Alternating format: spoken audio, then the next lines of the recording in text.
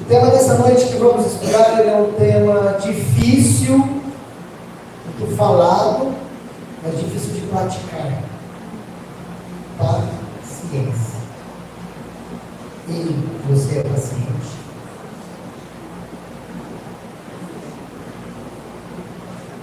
Toda a programação aqui ela está te levando para você com uma finalidade. E a finalidade da paciência é que você persevere até o fim. Não vou ler todos os textos aqui, porque eu conseguiria trazer algumas aplicações para você sobre paciência. Vou ler alguns, comentaremos algumas coisinhas aí sobre eles. Então abra sua Bíblia. Os livros um pouco, quem não tem o hábito de folhear a Bíblia, vai ser um pouco difícil. Tiago,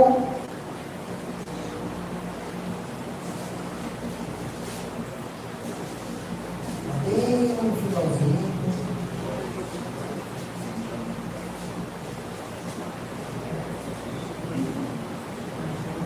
Tiago 5, 7 e 8. Tiago 5, 7 e 8.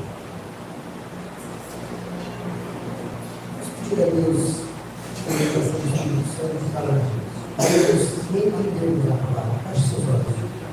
Querido Espírito Santo, a sua presença já foi invocada desde o início. Eu quero te pedir nesse momento que a sua palavra está perto. Vamos pedir inspiração da mesma maneira que inspirou os autores a escrever. Ao estudarmos agora, fala conosco essa noite.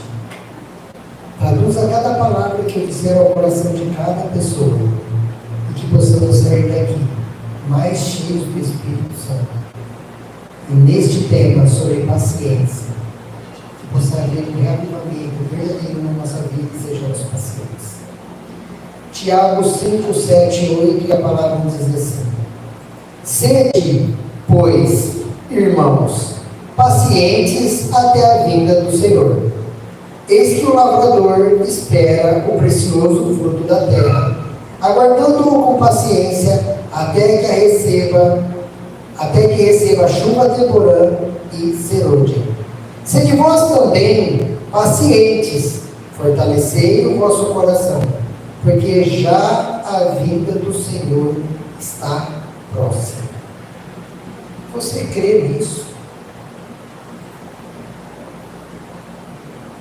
Ser paciente com você também, às vezes a gente se irrita até com a gente.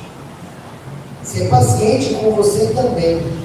Ser paciente na vinda do Senhor. Eu tenho notado ao conversar com pessoas que as pessoas estão impacientes com a vinda de Cristo. Elas não estão vivendo aquilo que elas professam crer. Quando eu digo isso, eu não estou dizendo de doutrina, de Bíblia, se você está guardando o mandamento ou não. Isso daí tudo é fruto de uma pessoa salva em Jesus, tá bom? Questão de doutrina, de Bíblia, não é nada disso que vai te levar para o céu, tá bom? Eu estou querendo te referir ao seguinte: você professa que Jesus vai voltar, você fala que os acontecimentos estão aí, você fala que as pessoas, o amor já está se esfriando, que o Espírito Santo está se retirando, e a pergunta é: como você está vivendo? Você não está vivendo como se Jesus fosse voltar. E dessa maneira você se torna impaciente, porque aí você começa a colocar os seus planos, os seus desejos à frente dos planos e os desejos do reino. Não é os desejos de Deus, porque os desejos de Deus na sua vida é te salvar. Isso Ele já fez. A partir daí você só precisa fazer uma coisa: aceitar. Nada mais, nada menos, simplesmente aceitar. Outro texto que eu quero ler com vocês está em Gálatas.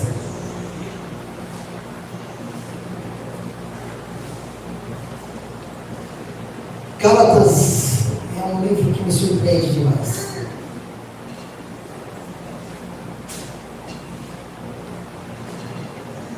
Gálatas 5, eu não vou ler tudo aqui, mas eu gostaria que você lesse e refletisse em Gálatas 5, a partir do verso 16, mas hoje nós não vamos ler a partir do verso 16, só a partir do 22, vamos ficar com a parte boa. A parte ruim, ou a parte que nos puxaria a orelha, ou a parte de reflexão, você precisa fazer na sua casa. Gálatas 22 diz assim: ó, o fruto do Espírito, mas o fruto do Espírito é caridade, gozo, paz, longanimidade, benignidade, bondade, fé, mansidão, temperança. Contra essas coisas não há lei.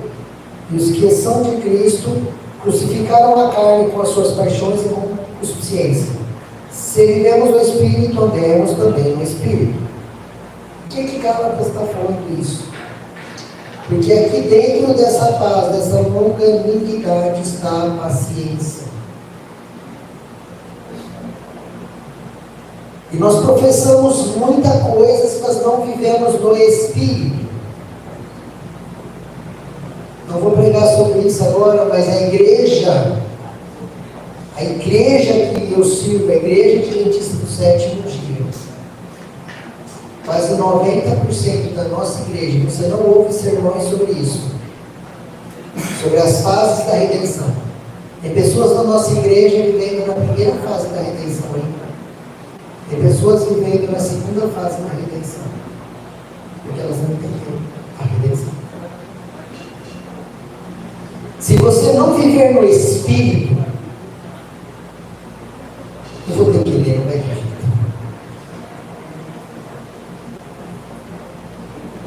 Gálatas 5:16. Digo, porém, andai em espírito, não cumprireis a concupiscência da carne, porque a carne cobiça contra o espírito, e o espírito contra a carne.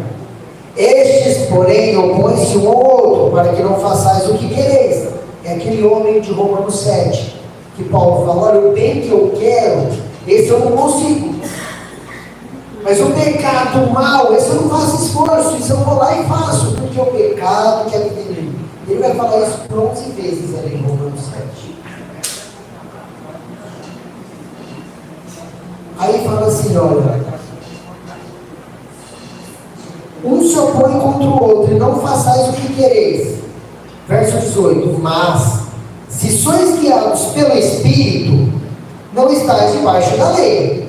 19, porque as obras da carne são, e lá vem elas agora, e agora você faça uma reflexão. Quem guia você? O Espírito ou as vontades carnais? São manifestas, as quais são prostituição, impureza, lascívia, idolatria, feitiçarias, inimizades, porfias, emulações, iras, pelejas, dissensões, heresias, invejas, homicídios, bebedices, glutonarias e coisas semelhantes a estas, acerca das quais vos declaro, como já antes vos disse, que os que cometem tais coisas não herdarão o reino dos céus. Não é o Douglas que está dizendo isso, e muito menos Paulo, tá bom? Isso é o que o Espírito Santo colocou aqui na cabecinha de Paulo, ao escrever isso. Você não acredita na obra do Espírito Santo? O Espírito Santo para você é somente aquela vozinha que fala? O Espírito Santo é aquela pomba que desceu sobre Jesus? Para a nossa igreja, o Espírito Santo é apenas essas coisas, é bem superficial, muito pouco se conhece do Espírito Santo e muito pouco se fala sobre essa pessoa. Muito pouco. E eu te pergunto, se você não conhece, quem que vai te dar paz? Você mesmo continua buscando pelas suas coisas. Porque os frutos do Espírito, a paz e o amor, você não consegue amar. Você é mau, eu sou mau. É Ele que vai colocar esse sentimento de amor. É Ele que vai desenvolver a paz, a bondade, a benignidade em você. Como? Colocando a pessoa para te encher o saco. Literalmente assim. Pessoa para te tirar a paciência, Ele vai testar. Porque se você ser Espírito Santo, por favor, tira de mim esse desejo mal, faça isso. Amém. Ele resolveu o problema. Você ia orar mais para Ele? Você ia buscar mais dele? E aí, para desenvolver isso em você, Ele vai chegar em você e vai colocar pessoas para te encher a paciência mesmo. Vai te colocar em situações para isso, para ir testando a sua fé, para que você desenvolva esse âmbito. Apocalipse, abra lá comigo. Apocalipse 14, verso 12. Isso aqui é fantástico, é tremendo. Ele está baseado quando os 3 anjos proclamam os juízos de Deus. E aqui nós lemos o seguinte: aqui está a paciência dos santos, aqui estão os que guardam os mandamentos de Jesus. Os mandamentos de Deus e a fé em Jesus. Aqui está. Poderíamos dizer nessa noite,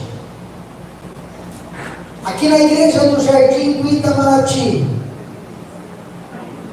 estão as pessoas pacientes, que elas guardam os mandamentos, que elas estão aguardando também a volta de Jesus.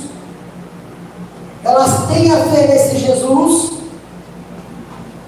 Ou poderíamos dizer, aqui estão um grupo de pessoas que querem ir para o céu. Um grupo de seguidores de Jesus, mas que muitas vezes não são pacientes.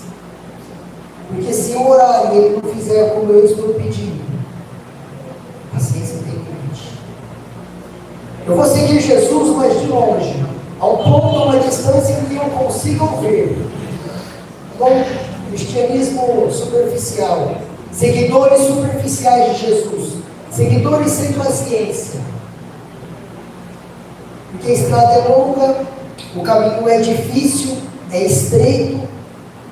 Então, olha Jesus, você fica daí ou daqui, vou te seguir, vou na igreja, mas olha, não mexe no meu futebolzinho não. Tá bom? Até aí é Jesus, mas daqui não, você não vai entrar nessa parte da minha vida. Não mexa na minha novela, não mexa no meu lazer. E aí encontramos pessoas impacientes com a volta de Cristo, porque elas não querem seguir o Cordeiro por onde quer que fosse. E caímos numa grande armadilha do inimigo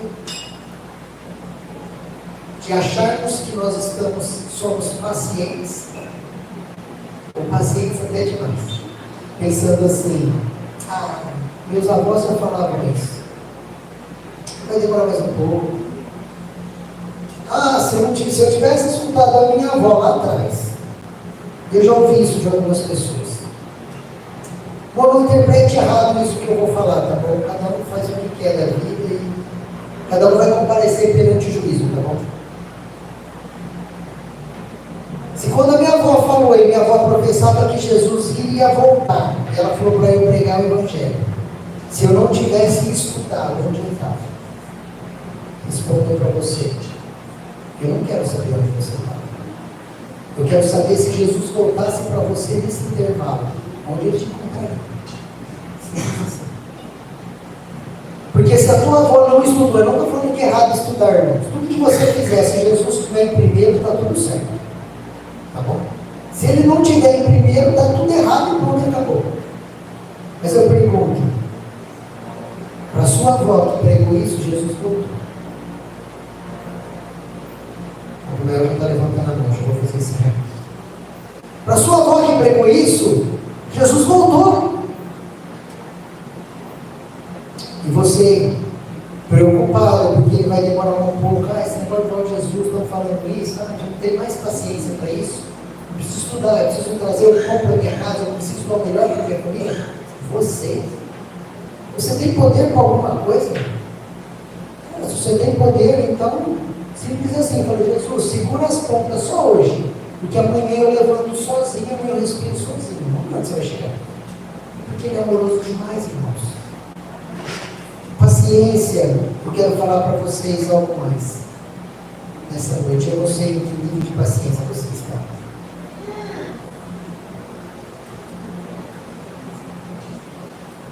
Durante o dilúvio choveu 40 dias. O dia 41 chegou e a chuva parou. Moisés ele comete ali um assassinato e ele precisa fugir. Moisés fica escondido ali, entre aspas, durante 40 anos. No ano 41 chega. E Moisés vai libertar o povo do Egito. Ele chama Moisés então para ir resgatar o seu povo no ano 41. Moisés então de repente sobe ao Monte Sinai. E ele fica ali por 40 dias. O dia 41 chegou. E Deus deu a ele os 10 mandamentos. Os israelitas depois vão caminhar pelo deserto durante 40 anos. Uma caminhada nada fácil. 40 anos. O ano 41 chega. E eles entram na terra prometida. Golias zombou do povo de Israel durante 40 dias. O dia 41 chegou. E o gigante foi derrotado e Davi venceu. Jonas pregou uma mensagem em Nínive de arrependimento por 40 dias. No dia 41, o povo se arrepende. O povo se quebranta. O povo se converte. E Deus decide poupar a vida de todos os ninivitas. É tão profundo isso. Jesus ele jejua por 40 dias. Ele é tentado ali no deserto por 40 dias. O diabo tentou. O dia 41 chegou. E ele saiu vitorioso. Jesus vai ao céu. Antes dele subir aos céus, por 40 dias ele esteve com os discípulos antes de subir. O dia 41 chegou. Jesus subiu ao céu para interceder por mim e por você. 40 dias. Eu não sei por quanto tempo que você está buscando. Por que eu quis dizer isso para você sobre 40 dias? A chuva vai parar. O gigante vai cair. O deserto vai passar. Você vai desistir agora, aos 40. Jesus está voltando. Não troque a sua eternidade com a sua salvação. Se essas pessoas fossem impacientes, se tivesse chutado o balde no dia 39, ou até mesmo no dia 40, Deus vai usar outras formas, outros meios, mas com certeza você vai ler esse nome de Davi derrotando o gigante. Você deveria ver um homem chamado Moisés, que ficou 40 anos no deserto. Foi chamado para libertar o povo no ano 41. Você não iria ouvir esse mesmo Moisés ficar 40 dias no monte para receber os 10 mandamentos. Eu não sei se as pessoas têm zombado de você, mas zombaram do povo de Israel durante 40 dias. O dia 41 chegou. Davi mostrou para aquele homem quem é o rei dos céus. Não desista. Nós estamos nos 40. O dia 41 já vai virar. E Deus vai te dar a vitória. Se você crê nisso, diga amém bem forte. Eu creio. Amém, amém. E ora bem, Senhor Jesus. Que Deus abençoe cada um de vocês. Não perca a paciência. Não desanime. Aquele que perseverar até o fim vai herdar a coroa da não é para aqueles que desistem. A vitória virá apenas que Deus abençoe cada um de vocês.